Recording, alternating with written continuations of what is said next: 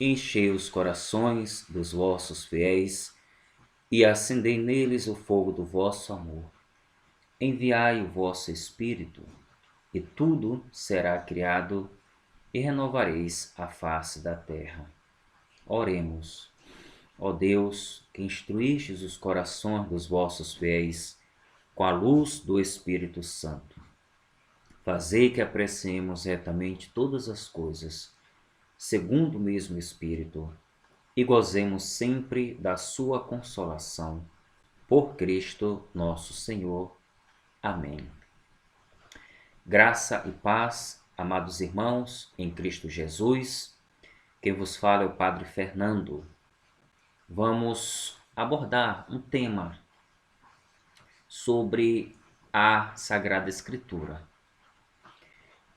Não especificamente algo que está contido ali dentro da Sagrada Escritura de uma maneira específica, mas podemos nos perguntar: por que não se lê a Bíblia?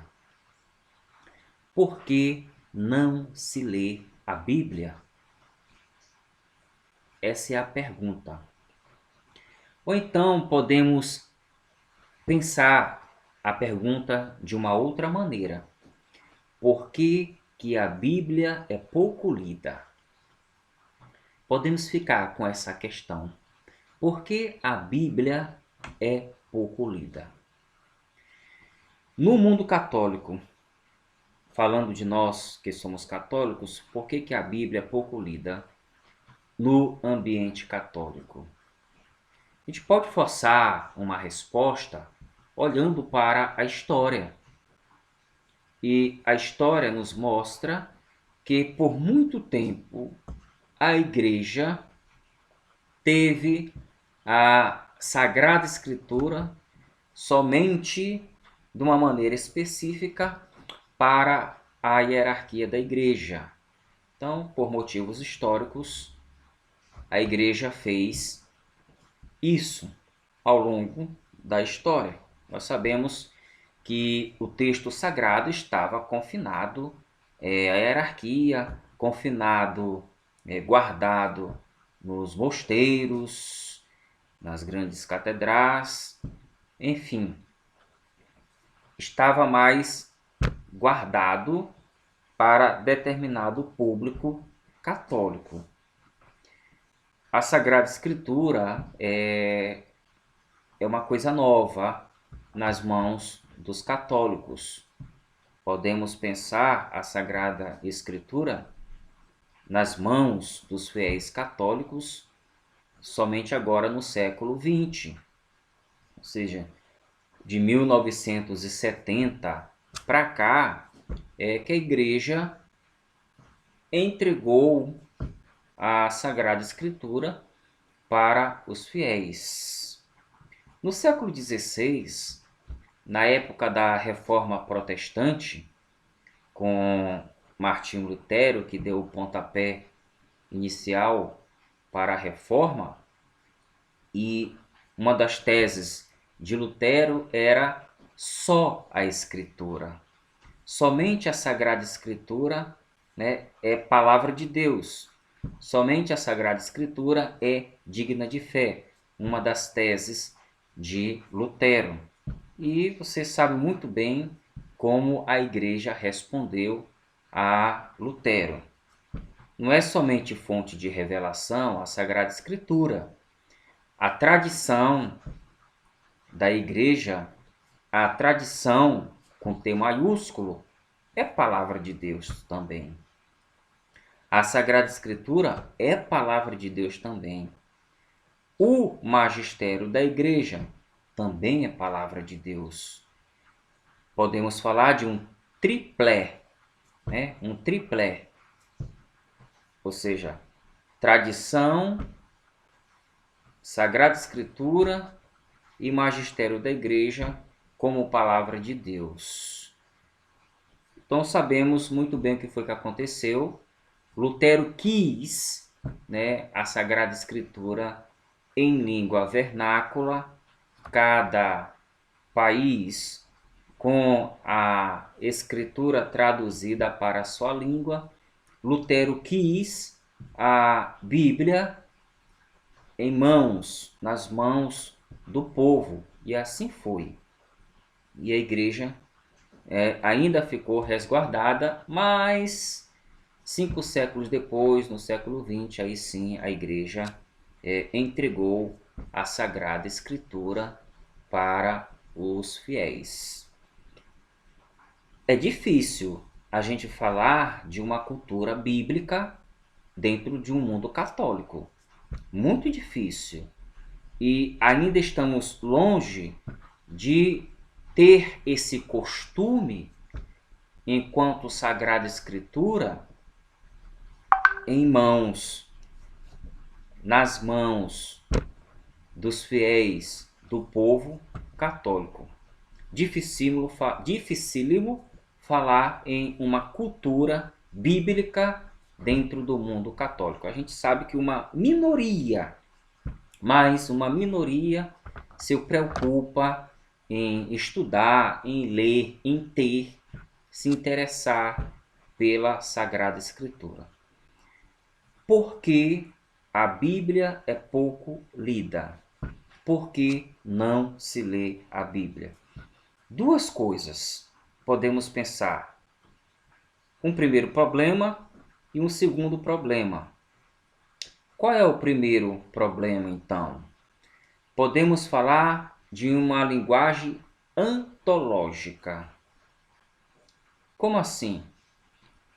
A Bíblia, gente, deve ser lembrada. A Bíblia deve ser recordada. A Bíblia deve ser notada. E isso, muitas das vezes, não é no meio católico. E o que é esse problema antológico? O que é esta dificuldade antológica? Muita gente pega a Sagrada Escritura, mas não procura se aprofundar na Sagrada Escritura. Muitas pessoas recorrem ao texto sagrado somente selecionando aquilo que querem selecionar para si. Ou seja, seleciona um trecho, uma passagem de uma perícope aqui qualquer, de 2 ou 3 linhas, de um versículo, 2 ou 3, mas isolados de um contexto. Então, por exemplo, muita gente pega a Bíblia nessa circunstância aqui. Vamos pegar uma frase muito comum que está na boca do povo. E a gente encontra aí colado nos caminhões da vida, nas BRs. Nós encontramos nas estampas de camisa, em muros, enfim. Aquela frase de São Paulo, por exemplo, na carta aos Filipenses, capítulo 4. Vamos ver aqui, Filipenses capítulo 4, versículo 13, onde São Paulo diz: posso tudo com aquele que me fortalece. Tudo posso naquele que me fortalece.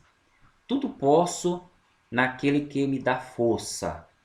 Tudo posso naquele que me conforta, dependendo da tradução que você tenha. Repito esta tradução aqui, que é da Bíblia do Peregrino. Posso tudo com aquele que me fortalece. Então percebemos que temos a mania de selecionarmos versículos mais isolados. Isso muitas das vezes fica numa leitura funcional. Claro que a gente não pode simplesmente pegar um versículo da Sagrada Escritura e isolá-lo. Falta fazer uma leitura dentro do contexto. É isso que falta, né? A contextualização. Não se pega uma frase então tudo posso naquele que me fortalece. Mas a gente tem que saber o seguinte: qual é o contexto desta frase? Onde é que está o contexto da frase? Por que São Paulo disse tudo posso naquele que me fortalece? Temos que saber o porquê. O porquê está no contexto. A frase tem um antes e tem um depois. O que vem antes daquilo que São Paulo diz? Tudo posso naquele que me conforta. Quais são os versículos que vêm primeiro? Depois que ele diz a frase, tem os versículos seguintes. Isso é o contexto. Mas de que Paulo estava falando? Paulo estava falando sobre o problema, a dificuldade de que um pregador encontra diante da evangelização.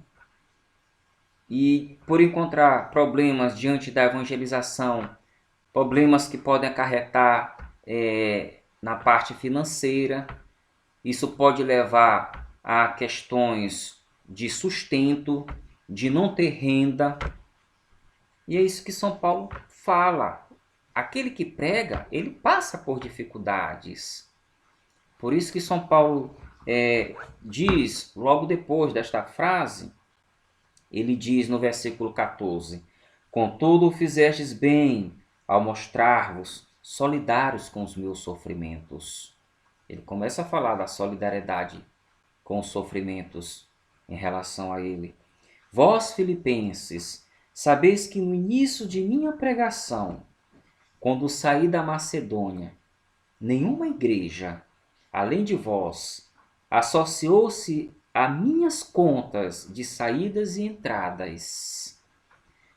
Quando estava em Tessalônica, mais de uma vez me enviastes algo para suprir as minhas necessidades. Olha a dificuldade que um pregador passa. Olha as dificuldades que o evangelizador passa. O que vem antes? O Senhor me encheu de alegria, porque vossa solicitude por mim floresceu outra vez. Sempre a tinheis, porém, vos faltava ocasião. Não falo da indigência, pois aprendi a adaptar-me às necessidades. Sei o que é sentir falta e sei o que é ter de sobra. Estou plenamente iniciado na saciedade e no jejum, na abundância e na escassez. Aí ele vai dizer, tudo posso naquele que me fortalece. Aqui está o contexto. Não é pegar um versículo bíblico, como muita gente faz, mas tem que entender o contexto, o que vem antes e o que vem depois. É saber também que esta frase está em que capítulo, né? Que capítulo está esta frase? Está em capítulo tal. Mas que capítulo pertence a qual livro? Tem que saber qual é o livro. Ah, está na carta aos Filipenses, capítulo 4, versículo 14. Tem que se interessar por essas coisas. É pegar uma boa Sagrada Escritura e ler também as notas introdutórias. Cada livro na Sagrada Escritura tem uma introdução. Se temos a carta aos Filipenses, por exemplo, tenho aqui a Bíblia do Peregrino.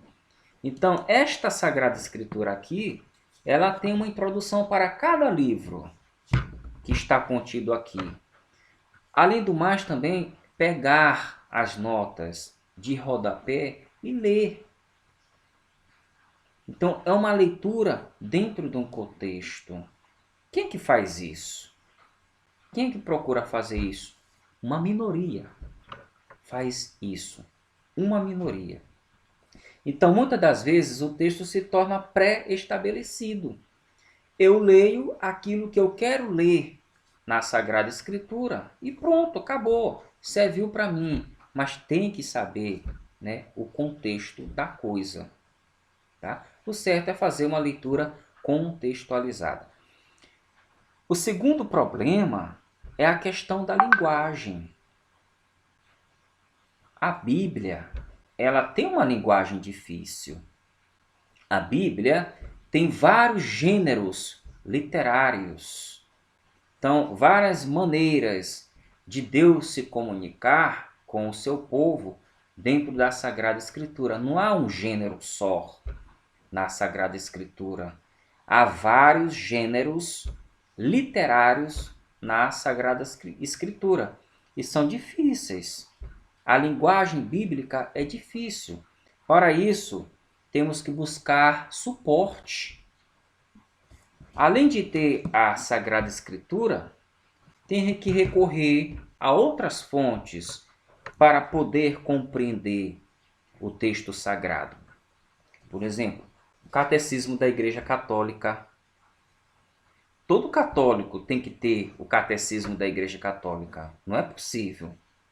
Então, se você tem condições de comprar o Catecismo da Igreja Católica, compre. Porque é a Igreja nos ajudando a ler a Sagrada Escritura, a interpretar a Sagrada Escritura. É uma fonte.